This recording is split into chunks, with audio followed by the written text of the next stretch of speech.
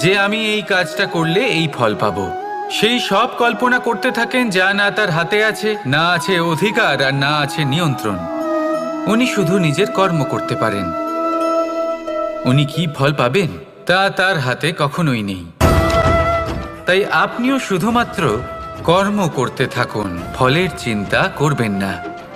মনে রাখবেন, শিকড় এবং শাখা যেভাবে একে অপরের সাথে জড়িয়ে, সেইভাবেই একে অপরের সাথে জড়িয়ে কর্ম এবং ফল। যেরকম কর্ম আপনি করবেন সেরকম ফল আপনি অবশ্যই পাবেন। তাই এই ফলের আশায় কর্মের সময় কখনোই নষ্ট করবেন না, কারণ যে ব্যক্তি সময় নষ্ট করেন, সময় সেই ব্যক্তিকে অবশ্যই নষ্ট করে দেয়।